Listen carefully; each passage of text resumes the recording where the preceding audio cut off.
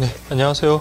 그러면 여러분들 이어서 계속 하겠습니다. 자, 여러분 354페이지 보시면 보험계약법, 즉 임보험편인데, 자, 여러분들 여기서는 여러분들 그 보험계약의 어떤 법적 성질이라든지, 그리고 특히나 상법에서의 어떤 보험법 파트 있잖아요. 그거 조문들 좀 꼼꼼하게 그렇게 좀 보시면 될 것 같습니다. 자, 1번 보시면 보험계약은 요물계약, 요식계약. 자, 요물계약, 요식계약은 여러분 우리 우편금융상식에는 없다고 하시면 됩니다. 물론 이제 예금 계약에서는 요물 계약이지만 특히 요식 계약은 없다라고 그렇게 생각을 하시면 됩니다. 특히 보험 계약은 요물 계약이 아니고 낙성 계약이고요. 그다음에 요식 계약이라는 것은 특정한 어떤 형식을 맞춰서 그 형식에 따라서 어떤 계약을 체결해야지 그 계약이 유효하게 성립하는 거지, 그 형식에 어긋나는 방식으로 택한다면은 그 계약은 성립하지 않는 것을 우리가 요식 계약이라고 하거든요. 근데 우리 보험계약과 관련해가지고는 일정한 물론 이제 뭐 어떤 틀이 있긴 있어요. 틀이 있긴 있지만 그것은 그냥 하나의 나중에 정형화된 틀에 지나지 않는 거고, 그러한 형식을 따지지 않더라도 여러분들 뭐 어떤 A4지라든지 그런 종이에다가 뭐 어떤 가입 계약을 체결하더라도 보험계약이 성립하는 데는 아무런 지장이 없거든요. 그렇기 때문에 보험계약은 불요식 계약이다, 그렇게 보시면 됩니다. 그 다음에 쌍무계약, 쌍방이 서로 의무를 부담하는 쌍무계약이고요. 다음 부합계약성, 즉 약관에 따라 체결한 계약 맞고요. 상행위성, 즉 보험사들도 상인이라고 보기 때문에 상행위성 맞고요. 그 다음 사행행위성, 그래서 요거는 일종의 도박처럼 우연한 사고에 의해서 발생하는 거잖아요. 그래서 사행행위성, 그 다음 최대 선의성과 윤리성을 요구하고, 그리고 보험계약은 특히 이제 계속 계약적인 성격이기 때문에 계속 계약성 등의 법적 성질을 가진다. 그래서 앞에 두 개가 잘못됐네요. 다음에 두 번째 보시면 보험계약은 보험료의 선납이 있어야 보험계약은 유효하게 성립하고, 자, 보험료 선납을 하든 안 하든 보험계약 성립하는 데는 아무런 지장이 없다고 했습니다. 보험계약은 언제나 청약과 승낙의 합치, 즉 의사의 합치가 있어야지 성립하는 거다라고 했습니다. 최초 보험료 납부되었다면 보험자의 책임이 개시된다. 물론 요 뒤쪽은 맞는데 전단의 설명이 틀렸네요.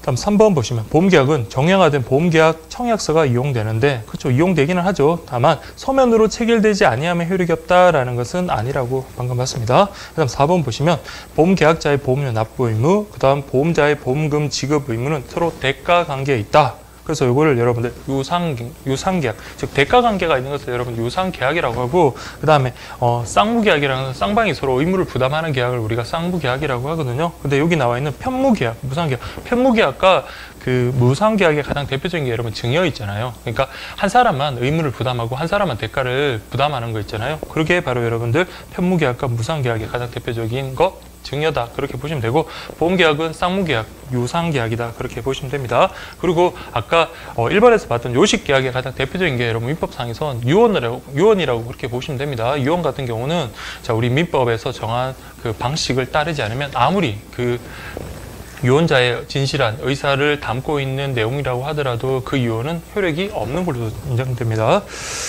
다음에 5번 보시면 예금계약과 달리 보험계약은 우연적 사고를 바탕으로 함으로 개별적 약정을 우선한다는 점에서 부합 계약성을 띠지는 않는다라고 되어 있는데, 그래도 여러분 이건도 부합 계약성을 띱니다. 정형성이 요구되기 때문에 일정한 약관에 따라서 또 체결되는 경우가 많잖아요.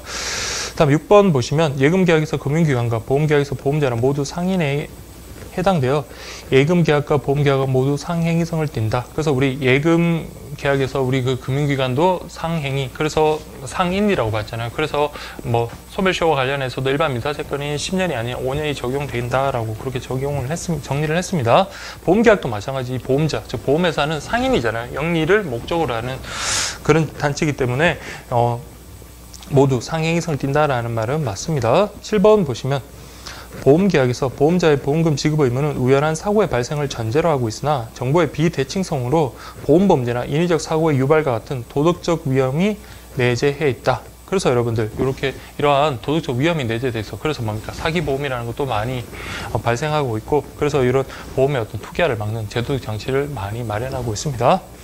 그 다음에 여러분 8번은 좀 체크를 해줄게요. 보험계약은 사행성 계약이므로 보험계약자 측의 선의가 반드시란 말. 그래서 여러분들 객관식 지문에서는 반드시란 말은 꼭 좀 여러분 주의하시기 바란다라고 여러분 당부를 드렸습니다.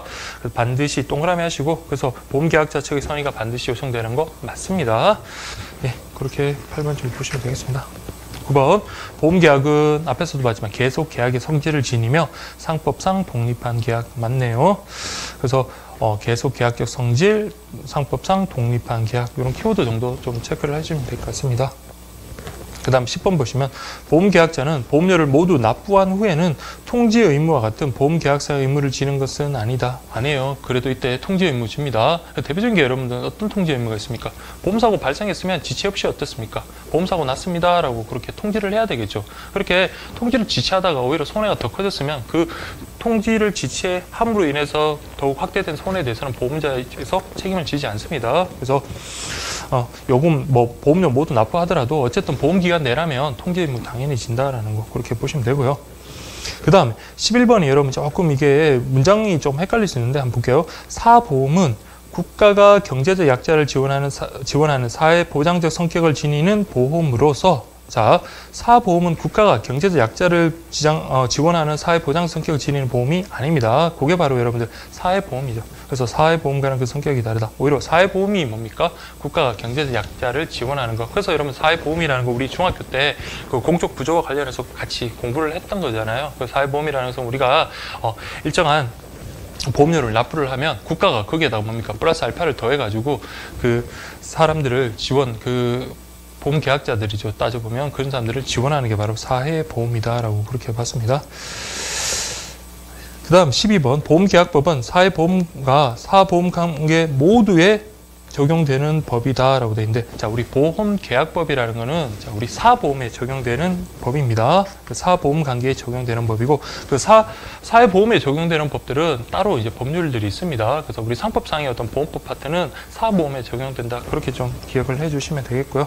그 다음 13번 보시면 보험계약은 영리성, 단체성, 기술성, 사회성과 공공성 여기까지는 맞네요. 근데 임의법규성의 특징을 지닌다. 자, 여러분 임의법규성의 특징을 지니는 게 있습니다. 있긴 있지만, 근데 여러분들 보험계약이라는 건 보험자와 보험계약자가 체결하는 계약인데 상대적으로 누가 우위에 있습니까?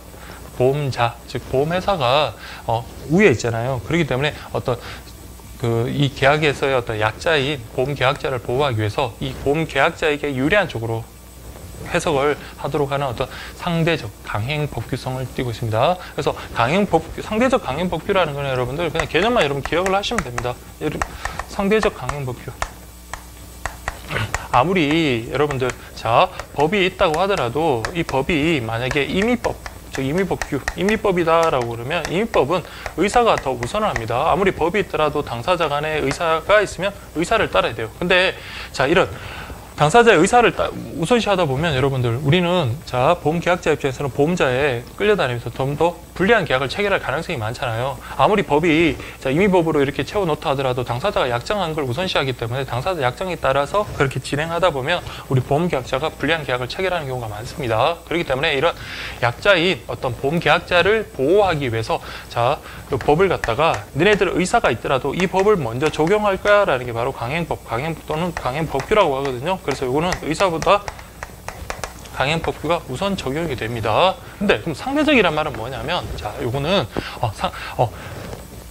의사가 있고 강행법규가 있다 그러면 원칙적으로는 강행법규를 먼저 적용하는데, 근데 그 의사를 적용하는 게 그 당사자의 합의죠. 당사자의 합의를 적용하는 게 오히려 보험계약자에게 유리한 경우도 있잖아요. 그때는 뭡니까? 이때는 의사를 더 중시하겠다는 겁니다. 그래서 어쨌든 의사도 보험계약자에게 유리하게 적용하고 법규도 보험계약자에게 유리하게 적용했다. 그게 상대적 강행법규. 이게 가장 대표적인 게 여러분들 이 보험계약도 마찬가지지만 그 임대차 계약법도 마찬가지예요. 그래서 우리 이제 임대차 계약 체결할 때 2년을 갖다가 체결하잖아요. 근데 만약에 1년을 갖다가 체결했습니다. 그러면 원칙적으로는 2년 최단 기간 2년을 우리 주택임대차 보호법에서 보장을 하고 있지만 그게 상대적 강행법규거든요. 그렇기 때문에 자 당사자가 1년을 체결했다. 그럼 당사자 의사에 따라서 임차인이 1년만 그 계약 기간이 끝나면 나가도 되는 거예요. 근데 1년을 했다가 본인이 최소 2년을 있고 싶잖아요. 그때는 당사자 의사의 합치가 1년이라 하더라도 그 법이 임대차 보호법이 최단 기간 2년을 보호하고 있기 때문에 그때는 2년을 적용하는 겁니다. 그래서 상대적 강행 법규라는 것은 자 우리 보험 계약자에게 유리하도록 그렇게 적용되는 거다. 그렇게 기억을 하시면 되겠습니다. 그 다음에 여러분들 14번 보시면 보험사업자는 대수의 법칙, 수지 상등의 원칙에 따라 보험사업을 영위하여야 하고 이를 뒷받침하기 위해 보험계약법은 단체적인 성격을 가지게 된다라고 하는데, 자, 여러분 개수의 법칙이나 수치상대의 원칙 이런 것들은 좀 기술적인 성격이 강한 거거든요. 그렇기 때문에 이거는 단체적인 성격이 아니라 기술적인 성격, 거기에다 이렇게 매치를 시켜주면 되겠습니다. 다음 15번 보시면 보험계약의 당사자, 제가 아까 이전 시간에 언급을 했지만 보험계약의 당사자는 보험자와 보험계약자라고 했습니다. 그러면 피보험자와 보험수익자는 보험계약의 어떤 관계자, 그래서 범위가 좀 더 확장되는 거다라고 그렇게 구분하시면 됩니다. 다음 16번 보시면 보험자는 보험금 지급 사유가 발생했을 때 보험금을 지급할 의무가 있으며 우체국 보험의 경우 국가가 보험자에 해당한다. 맞는 내용이겠죠. 그 다음에 여러분들 16-1번, 자, 보험계약자와 피보험자가 동일인 경우를 자기를 위한 보험이라고 하고 일치하지 않는 경우를 타인을 위한 보험이다라고 되는데, 자, 이것도 여러분들 기출됐던 거죠. 그래서 여러분들 잠깐만 한 번만 더 마지막으로 보시면 보험자, 보험계약자, 그 다음에 피보험자, 그 다음에 보험수익자, 이렇게 여러분들 좀 구분을 하시고, 자, 여러분 어려운 게 아니라, 자, 피보험자와 계약자가 같다. 이거는 뭡니까? 자기 생명을 담보로, 보험계약자 자기 생명을 담보로 한 거잖아요. 그때는 자기 생명의 보험이고, 이렇게 보험계약자와 피보험자가 다른 경우는 타인 생명의 보험이다. 그렇게 보시면 되고, 자, 계약자와 보험수익자가 같다. 그러면 자, 보험수익자가 없는 경우죠. 그때는 뭡니까? 이거는 보험계약자 자기를 위한 보험이라고 그러고, 보험계약자와 보험수익자가 서로 다르다. 그러면은 이때는 보험수익자를 위한, 그러니까 보험계약자가 아닌 다른 사람을 위한 계약이죠. 그래서 타인을 위한 보험이다. 그렇게 개념 정리하시기 바랍니다.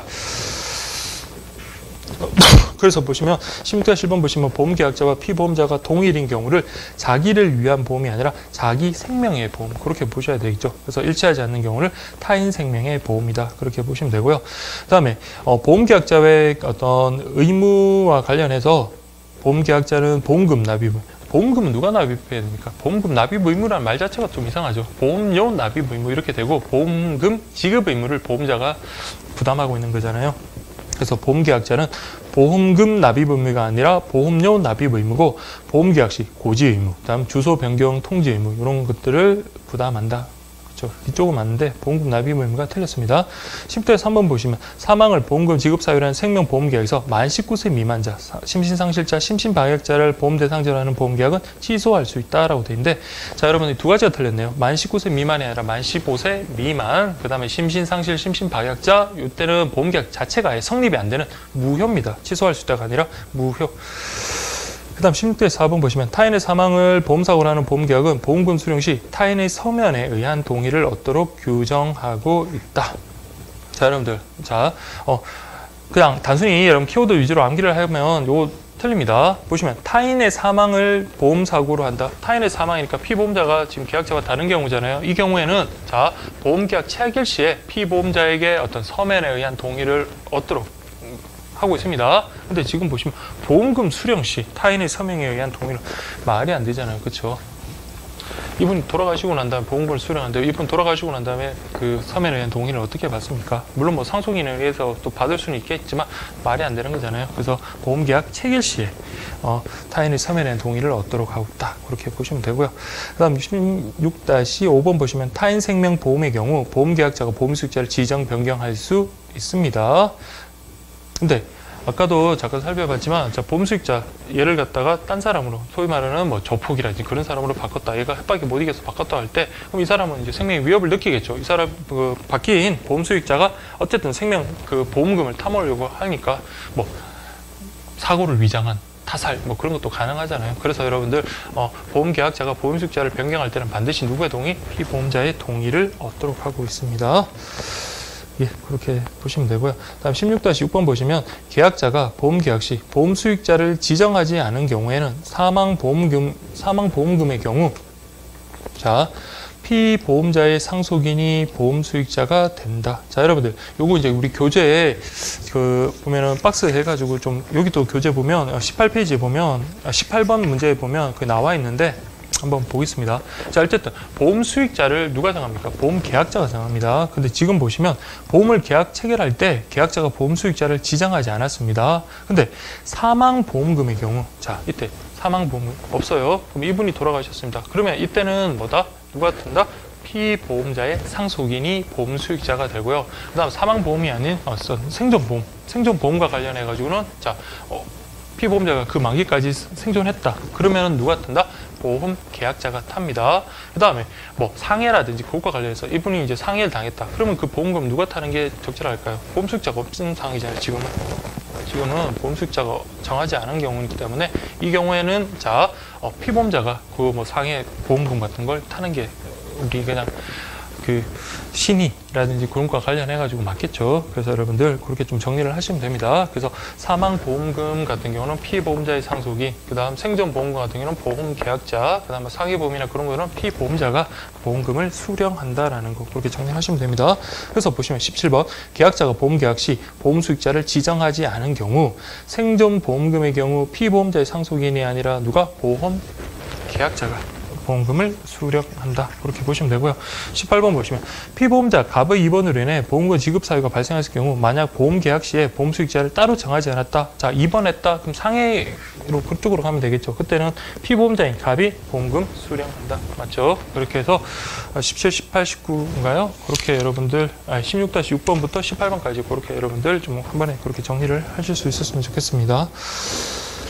그 다음에 19번 보시면 보험 수익자가 보험 존속 중에 사망한 경우, 자, 요거는 앞에 내용이랑 다르잖아요. 보험 계약 체결 시에 보험 수익자를 정한 게 아니라 자, 보험 존속 중에 사망했습니다. 자, 볼게요. 보험 수익자가 사망했고, 그다음에 보험 계약자가 다시 보험 수익자를 지정할 수 있었는데 이때 보험 계약자가 지정권을 행사하지 아니하고 사망한 경우에는 자, 보험계약자의 상속인을 보험수익자로 한다. 자, 여러분들. 자, 보험수익자가 여러분들 만약에 보험 그 존속기간, 즉 아직 피보험자가 사망하지 않은 경우잖아요. 그 보험기간 존속 중에 이 계약자가 그러면 다른 사람으로 보험수익자를 변경을 해야 됨에도 불구하고 하지 않은 상태에서 보험계약자도 돌아가셨다. 이 경우에는 그러면 자, 이분이 이제 돌아가셨다. 그러면 자, 요거는 누가 타야 될까요? 자, 우리 지문에는 보험계약자의 뭐 상속이니까 이 사람의 뭐 자녀라고 그렇게 볼게요. 이 사람이 타야 될까요? 아니면 피보험자의 상속인 자녀다라고 볼 때 이 사람이 타야 될까요? 우리 법에서는 요거는 이때 피보험자의 자, 상속인, 보험 수익자의 상속인, 죄송합니다. 보험 수익자의 상속인, 그 사람이 이제 보험 수익자가 된다. 그렇게 좀 정하고 있네요. 제가 잘못했네요. 자, 보험 수익자. 이때도 물론 자가 있겠죠. 그렇죠. 이렇게. 상식적으로 여러분 보시면 제가 좀 미쳤나 봅니다. 여기 보험자와 보험계약자 그리고 피보험자 보험수익자가 있습니다. 그러면 제일 먼저 자, 보험수익자가 보험계약자가 보험수익자를 정했습니다. 근데 보험 그 기간 존속 중에 보험수익자가 자, 사망했습니다. 그리고 그럼 보험계약자가 그럼 이 사람이 무슨 배신을 하거나 아니면 이 사람이 마음에 안 들거나 그런 건 아니잖아요. 근데 이 사람이 사망하고 그럼 이 사람이 자, 물론 다른 뜻이 이제 있었으면 보험수익자를 변경을 했겠죠. 아니면 이 사람이 뭐 바꿀 의도가 있었다 하더라도 이 사람의 속내를 우리가 알 수가 없으니까 이 경우에는 자, 그 보험계약자가 보험 그 기간 중에 돌아가셨다라고 그러면 이때는 우리가 처음 주기로 했던 우리 보험수익자의 그 상속인 이 사람한테 그 보험금을 주는 게 맞겠죠. 그래서 여러분들 19번은 어쨌든 간에 보험계약자의 상속인을 보험수익자로 한다. 그거는 틀렸습니다. 예, 그래서 여러분들 상법 제 733조인데 그거 한번 좀 보겠습니다. 보험 수익자가 보험 존속 중에 사망한 경우. 그래서 위에 앞에 거랑 여러분 헷갈리시면 안 됩니다. 앞에 거 같은 경우는 자, 보험 계약 체결 시에 보험 수익자를 지정하지 아니한 경우고요.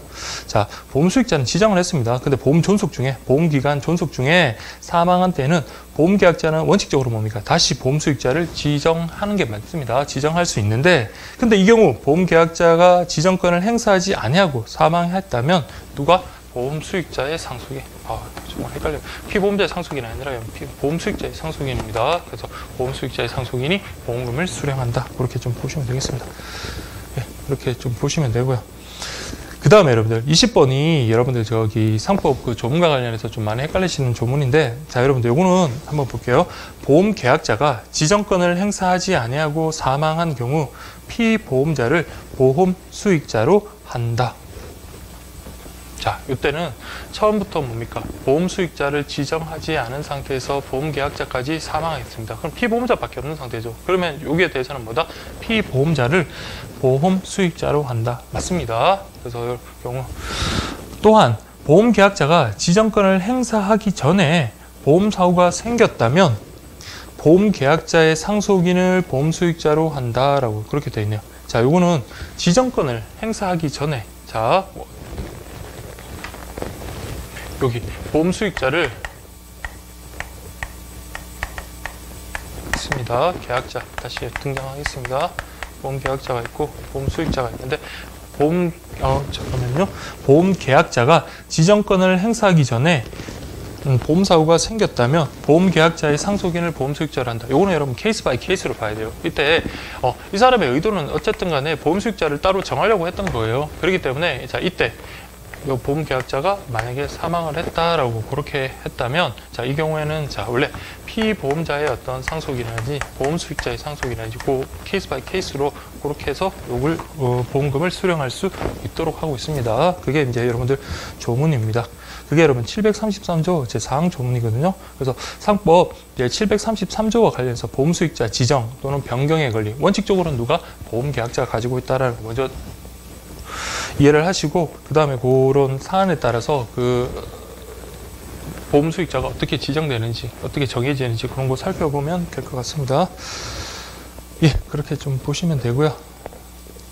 그래서 21번 보시면 자, 이게 20번 문제를 케이스로 이렇게 나타낸 건데 자, 보험 계약자 갑, 보험 수익자 을, 보험 계약자 갑, 보험 계약자 갑이고요. 그 다음에 보험 수익자가 을이고 그 다음에 피보험자가 병이고. 자, 보겠습니다. 을이 사망한 뒤, 자, 보험 수익자가 사망한 뒤, 그 다음 갑이 보험 수익자를 지정하기 전에 또 갑 또한 사망을 했다. 요 그대로네요. 그래서 보험 수익자 사망하고 보험 계약자가 지정하기 전에 이 경우에 피보험자 병이 사망했다. 그러면 이제 다 사망하는 거예요. 피보험자 병이 사망했다는 것은 보험금 지급 사유가 되잖아요. 이 경우에 자, 이 사람이 사망했을 때 보험자는 그럼 누구한테 그동안 갑이 납부했던 보험료에 따른 보험금을 지급해야 되나? 자, 피보험자의 상속인이나 아니면 보험 수익자의 상속인이 바로 보험 수익자가 된다. 그렇게 보시면 됩니다. 그래서 21번은 5가 되겠네요. 그 다음 22번 보시면 보험계약 해지 시 보험 대상자의 동의가 필요하다라고 되어 있는데 자, 우리 그 보험계약 체결 시에 피보험자의 아까 우리 생명보험 같은 경우는 피보험자의 동의가 필요하잖아요. 그 해지하는 경우에 피보험자 같은 경우는 여러분들 자신이 손해보는 건 없잖아요. 자신은 목숨을 담보로 하다가 목숨이 담보가 풀려는 상태인데 이 사람의 동의가 반드시 필요한 건 아니고 오히려 자, 타인을 위한 보험일 경우에 자, 보험 수익자 같은 경우는 자, 이 사람이 돌아가시면 자기는 일정 부분 보험금을 청구할 수 있다라는 기대 이익이라는 게 있는데 갑자기 피보험자 사람을 생명보험 계약을 해지를 했다. 그럴 경우에는 이 사람의 어떤 기대되는 어떤 이익이 해지될 수 있기 때문에 그때는 누구의 동의? 보험 수익자의 동의가 필요합니다. 예, 그렇게 보시고 그 다음에 23번, 24번 이거는 중복되는 문제니까 확인하시면 되고요. 그 다음에 25번도 여러분 그냥 보시면 돼요. 보험사고는 보험금 지급 사유. 대개 생명보험 같은 경우는 보험 대상자의 생존, 사망, 장애 등을 보험사고로 하고 있다. 맞는 내용이겠네요. 자, 26번은 우리 앞에서 했던 내용과 중복되는 거니까 확인하시고 그 다음에 27번 보험계약 당시에 보험사고가 이미 발생한 경우라면 그 보험계약을 취소할 수 있다. 자, 이 보험계약이 처음부터 무효가 되는 경우가 있거든요. 그 경우는 보험사고가 이미 발생한 경우 있잖아요. 그래서 여러분 그냥 쉽게 생각하면 피보험자가 이미 사망한 사람이에요. 사망한 사람을 피보험자로 해가지고 보험계약을 체결했다. 그럼 뭡니까? 벌써 보험사고가 이미 발생했잖아요. 그때는 보험계약을 취소할 수 있는 게 아니라 아예 처음부터 무효다라는 거 그렇게 좀 보시면 되겠습니다.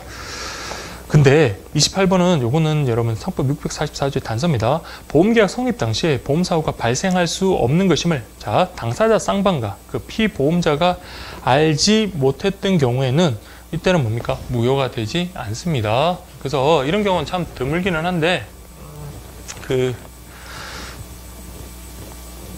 이렇게 생각을 할게요. 만약에 자, 우리 피보험자가 A라는 사람이 있고 보험자가 있고 보험 계약자가 있는데 다 몰랐어요. 이 사람이 자, 보험계약에 가입할 수 없는 사람임을 다 몰랐다라고 할게요. 이 사람조차도 몰랐습니다. 그렇게 쌍방이 다 뭡니까? 정당하게 보험계약이 성립했다라고 생각하고 그동안 어떤 그런 기대 이익을 갖고 신뢰를 갖고 저기 보험료를 계속 납부했는데 나중에 그 보험사고가 발생했을 때 이 사람은 보험 그 가입 대상이 되지 않는 사람임을 그때 알다 하더라도 그걸 보험계약을 무효로 돌릴 수는 없다라는 겁니다. 그래서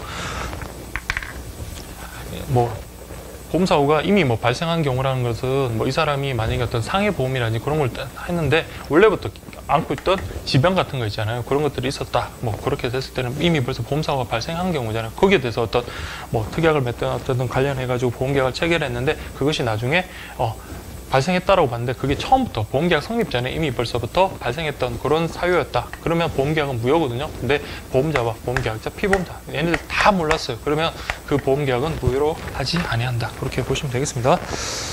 그 다음에 그럼 29번 보시면 보험금 지급 사유의 통지를 받은 후 보험자는 10일 내에 지급할 보험금액을 정하고 그 정해진 날로부터 1개월 이내에 피보험자 또는 보험수익자에게 보험금을 지급해야 한다라고 그렇게 되어 있는데 자 29번은 이거 별거 아닌 것 같지만 아주 중요합니다. 여러분들 그 오프라인 수업 때 이제 대부분 분들 수강생분들 잘 아시더라고요. 그래서 한번 같이 정리를 하고 나니까 잘 아시던데 보험금 지급 사유 통지 우리 만약에 교통사고라고 한번 볼게요. 지금 물론 이제 생명보험 관련해서 이제 인보험을 다루긴 하지만 우리 교통사고 관련해가지고 교통사고 나면 어떻게 합니까? 바로 즉각 보험사에게 연락을 해야 되죠. 그래서 지체 없이 통지를 합니다. 통지를 하고 난 다음에 그러면은 이제 그쪽에서 보험사고 누구의 잘못 과실 비율도 따질 거고 이제 보험금을 산정할 거 아니에요. 그럼 보험금 산정에 대해서는 보험사 입장에서는 지체 없이 그게 왜 여러분 이게 지체 없이라면 가급적 निर्행할 수 있나 최대한 빠르게 하라는 겁니다. 여러분들 이렇게 기한을 줘버리면 어떻습니까? 졸속으로 여러분들 처리할 수가 있는 거잖아요. 그래서 며칠 이내라고 이렇게 기한을 갖다가 딱 정해버리면 졸속 처리라든지 그런 것들 때문에 그래서 지체 없이 그 보험금 금액을 정하고 자 이제 정해진 금액에 대해서는 어떻게 합니까? 정해진 금액이면 이제 그냥 지급하면 되는 거잖아요. 그러면 그때는 뭡니까? 10일 이내에 지급하면 된다. 상식적으로 아시겠죠? 이걸 만약에 10일 이내 금액을 정하라 그러면 누구 잘잘못 따르는 것도 되게 서둘러서 해야 되겠고 그러다 보면 또 법 기한을 어기는 경우도 많을 수 있겠고 아니면 졸속으로 처리하는 경우도 많잖아요. 그래서 지체 없이 금액을 정하고 정해진 금액에 대해서는 어떻게 10일 이내에 지급해라. 그렇게 보시면 됩니다. 그래서 29번은 그렇게 좀 정리를 하시면 될 것 같아요. 그 다음에 여러분 30번 뭐 보험기간, 보험료 납입기간 뭐 보험기간과 보험료 납입기간이 같으면 우리 정기납이라고 그랬잖아요. 그래서 여러분 30번 그 개념 확인하시면 되고 31번 같이 이어집니다. 32번도 같이 이어지네요. 그 다음에 여러분 33번 보시면 보험자는 계약자의 청약에 대해서 거절할 수 있는데 이 경우 보험료를 받은 기간에 대하여 해당 계약의 예정 이유를 연단위 복리로 계산한 금액을 보험료에 더하여 돌려준다라고 되어 있는데 자 여러분들 뭐 지금 이제 강의를 혹시 이제 보시는 분들은 이게 어쩌면 이제 저기 시험 전에 이런 마지막 강의가 될 수 있으니까 그 개념 한번 정리를 하고 가겠습니다. 자 우리 보험자 그다음 보험계약자 보험계약이 성립하려면 여러분들 청약과 승낙이 이루어져야 되고 그의 의사의 합치가 이루어져야 된다라고 했습니다. 그러면은 보험계약자 쪽에서 뭘 하냐면 청약을 합니다. 나 보험 좀 가입하고 싶어요 라고 이 상품 가입할래요 라고 하면 보험자 입장에서는 어떻습니까? 그 사람이 가입시켜도 되는지 그런 것을 심사할 거 아니에요. 심사하고 난 다음에 여기서 이렇게 승낙을 합니다. 그때 이제 보험계약이 요 승낙 시에 보험계약이 성립하는 게 원칙인데요. 자, 청약의 철회와 거절과 관련해서 한번 보겠습니다. 청약, 철회, 거절. 자, 여러분들. 자, 보험계약자가 나 보험계약 가입할래라고 한 다음에 여기서 이제 시간을 끄는 거예요. 심사를 오래 하다 보니까. 근데 이쪽에서는 뭡니까?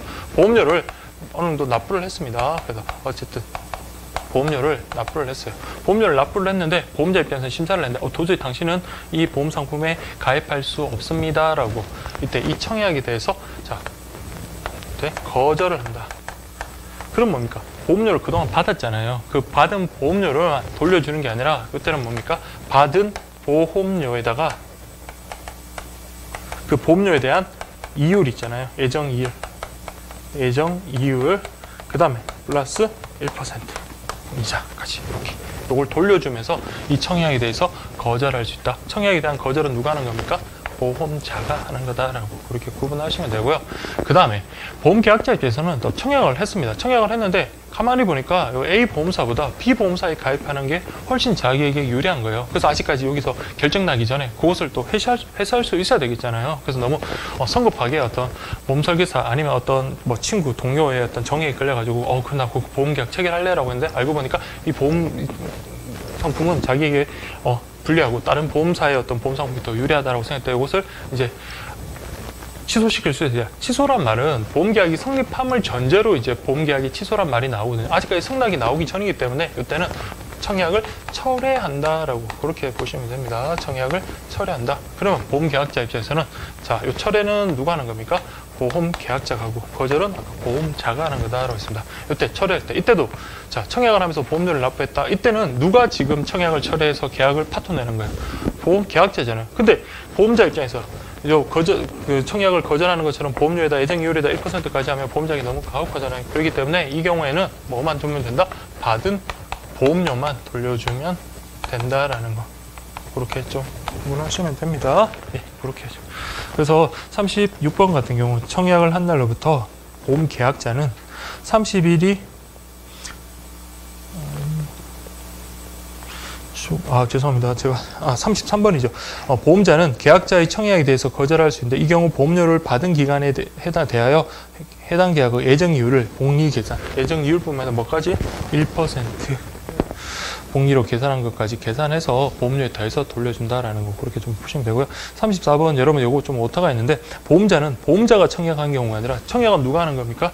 보험 계약자가 청약합니다. 그래서 여러분들 그 보험자는 보험 계약자가 청약한 경우 청약일로부터 30일 이내 계약을 승낙 또는 거절해야 되는데 자 30일 이내 또 청약을 했는데 30일 동안 아무 말이 없습니다. 그러면 이건 뭐다? 보험 계약을 승낙한 것으로 의지해 줍니다. 그렇게 보시면 되고요. 35번 보험 계약자는 보험 가입 정서를 받은 날로부터 15일 이내 청약을 철회할 수 있는데 이 경우 보험자는 보험료를 받은 기간에 대하여 해당 계약의 예정이율을 연단위 복리로 계산한 금액을 보험료 딱 봐도 여러분 뭡니까? 철회는 뭡니까? 받은 보험료만 보험자 입장에서 돌려주면 된다라는 거 그렇게 구분하시면 됩니다. 그리고 이 청약을 철회할 수 있는 기간이 있거든요. 아까 우리 청약을 한 날로부터 뭡니까? 30일 이내에 보험자가 아무런 대꾸가 없다. 그러면 보험계약은 성립한 것으로 의지하잖아요. 이 경우에 보험계약자도 철회도 뭐지? 30일 이내에 청약을 철회를 할 수 있습니다. 물론 그 사이 이 사람이 승낙을 해버리면 이제 철회는 안 되겠죠. 근데 나중에 계약을 취소할 수 있냐 없냐 그 문제로 이제 나가야 되는 거고 이 경우에는 자 30일 이내에 청약을 철회할 수 있다라는 거 그렇게 보시면 되고 또한 근데 보험증권을 만약에 여기는 아직까지 그냥 보험증권이라는 게 계약 승낙의 표시는 아니잖아요. 물론 실무에서는 자 승낙의 의사표시로 보험증권을 주는 경우가 있는데 그냥 뭐 관례적으로 그 보험증권을 줬다라고 할 때 보험증권을 받은 날로부터 이때는 15일 이내 처리할 수 있다라는 거 그렇게 좀 보시면 되겠습니다. 예, 그래서 36번은 보험계약자는 청약을 한 날로부터 30일이 초과한 경우에는 청약을 철회할 수 없다. 맞는 지문이네요. 30일 지나면 철회할 수 없다. 그래서 31번 보시면 보험계약과 관련해서 보험자는 철회권, 보험계약자는 거절권. 누가 철회권은 누가 있습니까? 철회권은 자 보험계약자가 철회권 있고 거절권은 누구한테? 보험자한테 있으니까 이거는 반대로 이렇게 됐네요. 그래서 32번 보시면 요거는 여러분들 실제 케이스로 한번 꾸며본 거군요. 그 날짜 그렇게 계산해가지고 보시면 돼요. 그래서 보시면 보험계약자 갑이 자 5월 1일에 보험계약 체결했어요. 5월 3일에 보험가입증권을 받았다. 자 여러분들 갑이 보험계약을 체결했다라는 말은 이게 조금 어폐가 있는데 이 사람 입장에서는 보험계약을 체결했다라고 볼 수가 있어요. 근데 지금 보시면 그 청약 철회할 수 있는 이 문제가 좀 그렇죠. 그래서 여러분 청약을 했다 이렇게 좀 이해를 하시면 될 것 같아요. 그래서 보험계약자 갑이 5월 1일에 보험계약을 체결했다라는 말은 청약을 했다 그렇게 좀 보시면 됩니다. 그리고 이틀 뒤에 5월 3일에 보험가입증서를 받았다면 갑은 보험계약을 15일 이내 철회할 수 보험계약을 체결했다는 말은 보험계약이 성립했기 때문에 나중에 취소 문제가 되거든요. 그래서 이 32번 같은 경우는 조금 여러분들 좀 논란이 있을 수 있으니까 그냥 여러분들 그걸로 바꾸는 게 좋을 것 같아요. 보험계약을 체결했다가 아니라 청약을 했고 라고 그렇게 좀 바꿀게요. 청약을 했고 이틀 뒤에는 5월 3일에 보험가입증서를 받았고 갑은 보험계약을 15일 이내에 철회할 수 있으므로 5월 16일까지 청약 철회가 가능하다. 자, 여러분들 그 15일이라는 거는 뭘 기준으로? 보험 가입증서, 즉 보험 증권을 받은 날로부터 15일이잖아요. 근데 지금 보험 가입증서 받은 게 5월 3일이니까 여기서 15가 이제 더해지면 5월 18일까지 철회가 가능한 겁니다. 그리고 5월 1일을 우리 청약일을 기준으로 한다면 요거는 30일을 더해야 되겠죠. 그래서 5월 31일까지인데 근데 둘 중에 하나가 먼저 도달하면 더 이상 이제 철회 안 되는 거예요. 그래서 여러분들 그 32번은 5월 18일까지 청약 철회가 가능하다. 그렇게 좀 보시면 되겠습니다. 그다음에 33번 이거 기출도 됐던 거고, 자, 승낙 전 그 담보 책임과 관련해 가지고 한마디로 말하면, 자, 우리 보험료 낼 거 다 내고 이제 보험 그 이제 체결됐다라고 그렇게 생각을 이제 기대가 그렇게 있는 거예요. 그래서 보험계약 체결되겠지라고 그러고 이렇게 신뢰를 하고 있는데 그 사이에 보험자가 아직까지 승낙을 하지 않은 그 상태에서 뭡니까? 보험사고가 딱 발생했을 때 그러면 아직 원칙적으로는 보험자가 승낙을 안 했기에 보험계약이 성립한 것은 아니고 다만 보험료를 일단 미리 납부를 했어요. 이 경우에는 자, 이거 보험자가 특별하게 그것을 거절할 만한 사유가 없다면 이 사고에 대해서는 보험금을 지급해야 된다라고 보는 게 바로 승낙 전 사고 책임, 사고 담보 이렇게 보고 있습니다. 승낙 전 담보 책임 그렇게 보고 있습니다.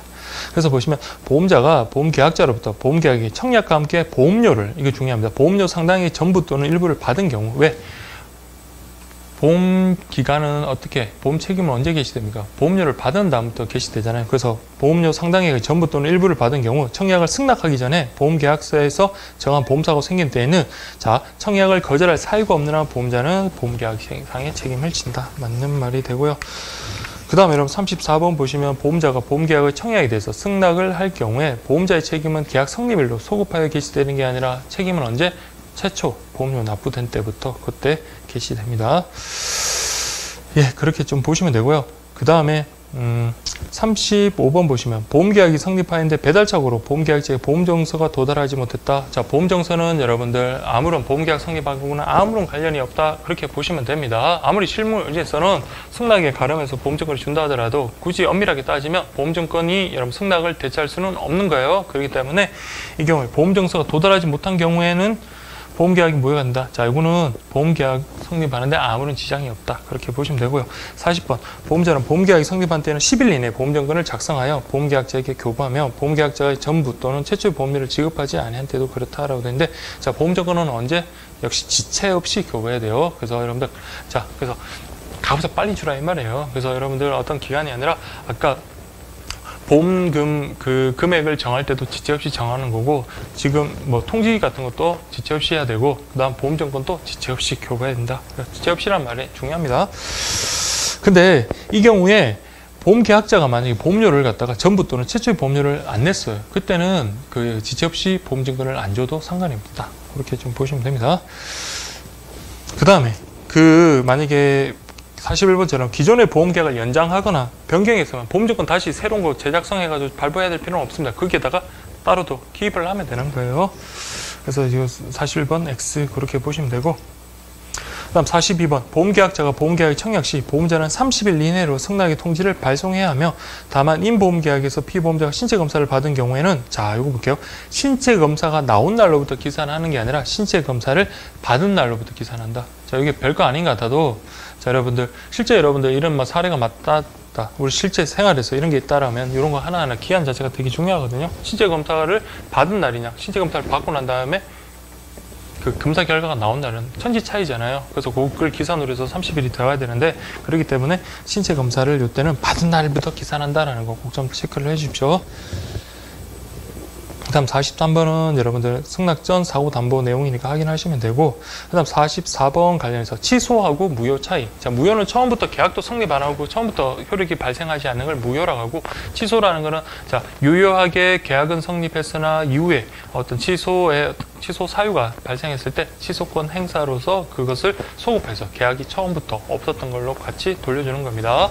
근데 무효와 취소는 결국은 뭡니까? 처음부터 이제 효력이 없는 걸로 되는 거는 같은데, 근데 취소는 그 취소권을 행사할 수 있는 기간이 따로 정해져 있고요. 그리고 취소권을 행사할 수 있는 사람이 또 취소권자라고 해서 딱 정해져 있습니다. 그리고 그 아까 말씀드린 무효는 반면에 뭡니까? 누구나 다 그 무효를 주장할 수 있고, 무효는 한 100만 년, 500년이 지나더라도 그것은 무효로 옵니다. 무효.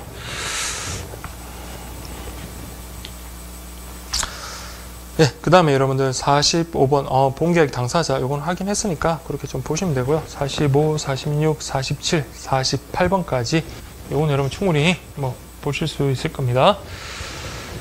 그 다음에 49번 보시면 계약자 또는 피보험자가 고의 또는 중대한 과실로 보험금 지급 사유 발생에 영향을 미치는 고지 의무 위반하고 동시에 보험금 지급 사유가 발생한 경우에는 보험자는 계약을 해지할 수 있다. 자, 여러분 이거 말뜻이 뭐냐면 여러분 암보험 계약을 체결하는데 지금 계약자나 피보험자가 암에 걸렸다, 이미 암이 발생했다라는 사실을 갖다가 이미 그것을 고지를 해야 되잖아요. 그러면 당연히 뭡니까? 보험계약 체결 안 하겠죠. 그런 걸 갖다가 묵가, 그러니까 말을 안 하고 속이고 난 다음에 계약을 체결했어요. 이 경우에 나중에 보험자 입장에서 이 사람이 암에 걸렸다는 사실을 알았다. 그러면 안날로부터 1개월 이내에 그 보험계약을 취소할 수 있습니다. 근데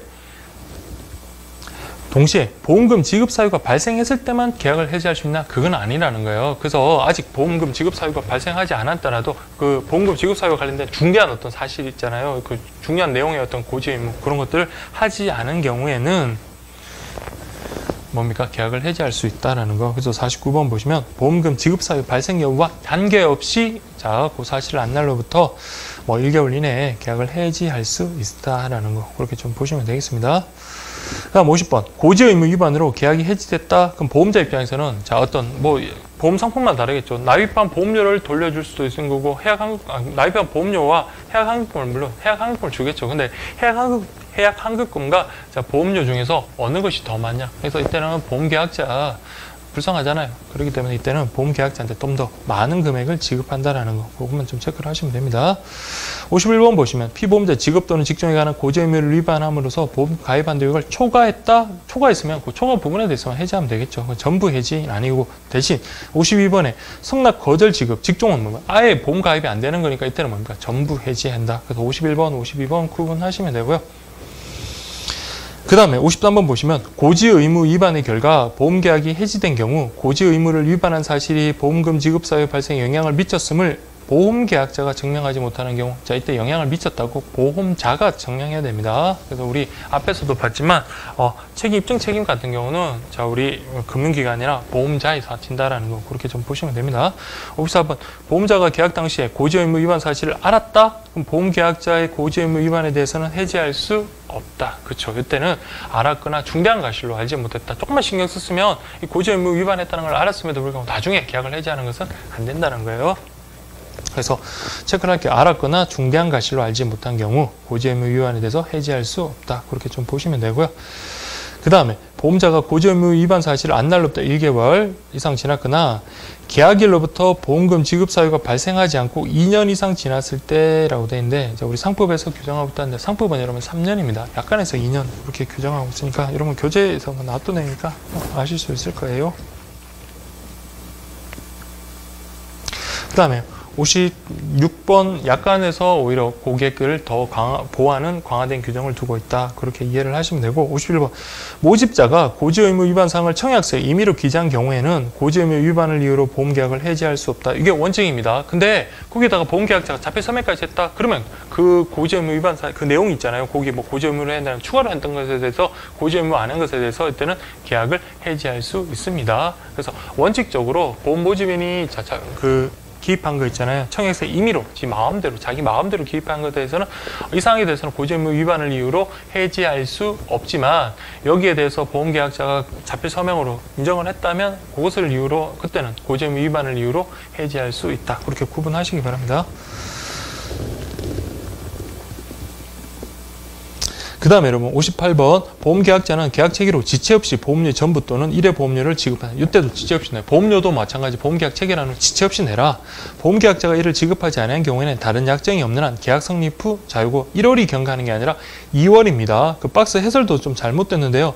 2월이 아니라 1월이 경과하면 그 계약은 해지된 것으로 본다라는데 1월이 아니라 2월입니다. 그래서 보험계약 체결했어요. 그래서 보험자가 너 우리 보험상품 여기 가입해도 좋습니다 라고 했는데 보험계약자가 보험료를 계속 납부하지 않네요. 그래서 2개월 동안 첫 보험료를 납부하지 않으면 그 보험계약은 해지된 것으로 본다. 해제된 것으로 본다.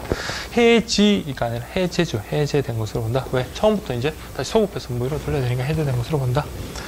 그 다음 59번, 이건 조문 내용이죠. 보험자가 서면으로 하는 질문들이 있잖아요. 그것은 중요한 내용으로 중요한 사항으로 간주한다가 아니라 추정한다. 이렇게 보시면 됩니다.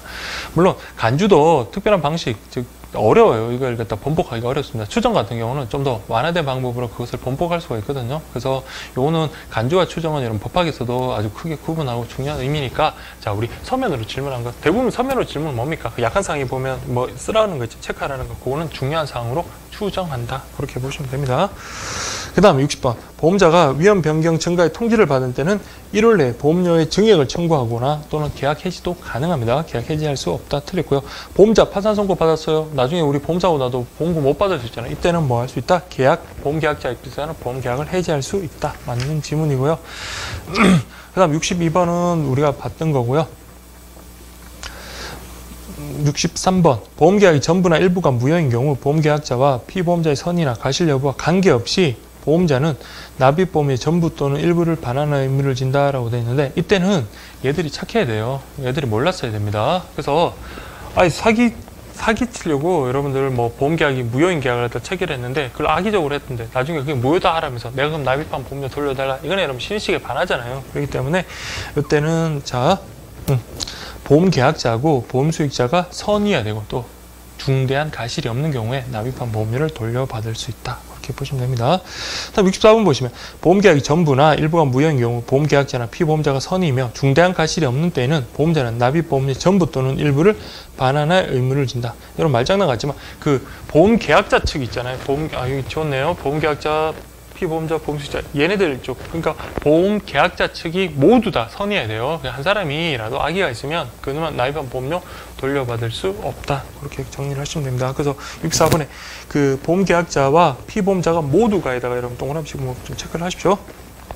예, 그렇게 보시면 되고, 65번 보시면 보험계약자가 보험사고 발생 전에 보험계약 전부 또는 일부를 해지하더라도 보험자는 다른 약정이 없으면 미경과 보험료를 반환할 필요는 없다라고 되어 있는데, 자, 보험료 이렇게 보시면 돼요. 그냥 우리 자동차 보험이라고 할게요. 자동차 보험 제가 1년 걸 미리 100만 원, 120만 원을 냈다라고 할게요. 지금 1개월, 2개월, 3개월이 지났어요. 그러면 3개월이 지난 시점에서 나 이 자동차 이제 안 탈 거야. 자동차 그래서 폐차 처리해 버렸어요. 그러고 난 다음에 그러면 보험료 이거 1년치 거를 미리 냈는데 그다음 나머지 9개월 거는 낼 필요가 없는 거잖아요. 그래서 아직 미경과된 반환 보험료에 대해서는 뭡니까? 돌려달라고 할 수 있겠습니까? 없겠습니까? 할 수 있겠죠. 그래서 여러분들 보험계약자가 보험사고 발생 전에 보험계약에 전부 또는 일부를 해지하더라도 보험자는 다른 약정이 있으면 미경과 보험료 이때는 반환할 수 있다. 반환해야 된다. 그렇게 보시면 되고요. 그 다음 66번 조문입니다. 보험사고가 발생하기 전에는 보험계약자는 언제든지 계약이 전부 또는 일부를 해지할 수 있다. 여러분들 이거 맞는 지문입니다. 자, 보험사고 발생하기 전에 보험금 계속 납부하고 있었어요. 그렇지만 인생사 우리 마음대로 되는 게 아니잖아요. 그래서 보험계약 중간에 보험 깨잖아요. 물론 그 보험계약을 해지하면 그 처음에 약정했던 것보다는 좀 손실이 있는 그런 금액의 어떤 해약 환급금을 받겠지만 그래도 어쨌든 간에 언제든지 보험사고 발생하기 전에는 언제든지 보험계약을 해지할 수 있다. 전부 또는 일부를 해지할 수 있다. 맞는 지문이고요. 다음 67번 보시면 타인을 위한 보험계약의 경우 보험사고 발생하기 전에는 보험계약자는 언제든지 계약이 전부 또는 일부를 해지할 수 있다. 자, 타인을 위한입니다. 그럼 보험수익자가 있는 거잖아요. 그러면 보험수익자한테는 어느 일정 부분 기대 이익이 있는 거예요. 근데 처음에는 보험수익자 너 시켜주겠다고 한 다음에 자기 마음대로 보험계약을 해지하면 보험수익자 입장에서는 어떤 기대 이익에 대한 어떤 침해가 올 수 있으니까 이 경우에는 보험수익자의 동의를 얻어야 된다라는 거 그렇게 좀 체크를 하십시오. 그 다음에 여러분 68번 생명보험의 경우 보험자는 보험계약이 해지되었거나 보험금 지급이 면책된 경우 보험료 적립금을 반환할 의무가 있다. 이게 원칙이잖아요. 그렇죠? 그래서 보험계약이 해지됐다. 그럼 그동안 쌓았던 보험료를 반환해야 되는 게 그게 원칙이잖아요. 아까 우리 쌍무계약이라서 쌍무계약, 유상계약이니까 서로의 어떤 대가 그리고 의무를 부담하기 때문에 이 경우에는 보험료 적립금을 반환할 의무가 있다. 그렇게 보시면 되고요. 그 다음에 69번 보시면 보험사고가 보험계약자, 피보험자, 보험수익자 등 보험가입자 측이 고의로 인한 생긴 경우에는 보험자가 보험금 지급 책임을 면하지만 과실로 인한 경우에는 보험금을 감액하여 지급한다라고 그렇게 되어 있는데, 자, 우리 보험금 지급 면제 사유는 뭐냐면 그 보험자 측 있잖아요. 그쪽에서 고의, 그러니까 여러분 생명보험인데 스스로 목숨을 끊었다. 이거는 여러분 고의로운 뭡니까? 보험금 타내기 위한 거라고 볼 수 있는 거잖아요. 물론 이제 그런 목적이 아닌 일반적인 뭐 우울증이나 그런 것들로 인한 어떤 자살이다. 그러면 여러분 문제가 달라집니다. 그게 아니라 보험금을 타기 위해서 서로 암묵적인 합의야. 아니면 단독으로 자살을 했다든지 뭐 그런 식으로 했다. 그러면 여러분 이거는 뭡니까? 고의로 보험사고를 일으킨 거기 때문에 여기에 대해서는 보험금을 지급하지 아니하는 게 원칙입니다. 또한 조금만 주의를 기울였어도 그런 보험사고를 방지할 수 있었는데도 불구하고 그런 큰 과실 때문에, 그러니까 중과실로 인해서 그런 보험사고가 발생했다. 이 경우에도 보험금 지급할 책임이 없습니다. 그래서 고의 또는 중과실 때 보험금 지급할 책임 없다. 그렇게 좀 기억을 하세요. 자, 그 다음에 여러분들 70번은 앞에서 했던 거니까 한번 보시고, 그 다음 71번도 보험사고가 전쟁으로 인해 생긴 데는 보험자 보험금의 감액까지 지급하는 게 아니라 보험금 지급 안 합니다. 만약에 전쟁으로 인했다. 그럼 보험사들 망하겠죠. 그래서 여러분들 자, 전쟁 같은 이런 사유로 보험사고가 발생했을 때는 보험자로서는 보험금을 지급할 책임이 없다. 그렇게 보시면 되겠습니다. 자, 그 다음에 72번. 보험사고가 전쟁 중에 발생한 것이더라 하더라도 당사자가 다른 약정을 했다. 근데 71번에 대해서 보면 그 조문에 그 단서가 있거든요. 그래서 따로 약정을 했으면 그 약정에 따르면 돼요. 아무리 전쟁 통해서 사고가 났으면 보험금 지급 안 한다 된다 하더라도 당사자가 그런 계약을 체결했죠. 내가 만약에 우리가 이거 보험계약 체결하고 보험기간 중에 전쟁이 났다. 그러면 그때도 보험자가 너가 우리한테 보험금 지급해야 돼 라고 약정을 했다면 그러면 보험금 지급해야 되는 거예요. 예, 그렇게 좀 보시면 되고요. 그 다음 73번 지참채무냐 추심채무냐. 자, 우리 예금계약. 예금계약 같은 경우는 채권자인 우리가 뭡니까? 은행 가서 돈을 받는 거기 때문에 이때는 뭡니까? 추심채무라 했습니다. 근데 보험료 같은 경우는 자, 원칙적으로는 뭐다? 채무자가 돈을 들고 가야 되기 때문에 지참채무입니다. 그래서 보험료 지급이라는 해서 보험계약자가 돈을 들고 가야 되는 거잖아요. 그래서 요거는 지참채무다. 근데 우리 간행적으로 어떻습니까? 보험모집인이나 그 보험계약자, 보험사 쪽에서 돈을 또 수령하는 경우도 있긴 있습니다. 그래도 어쨌든 원칙은 무슨 채무다? 네, 지참채무다. 그래서 예금계약이랑 반드시 그 보험료 지급이랑은 구분하셔야 돼요.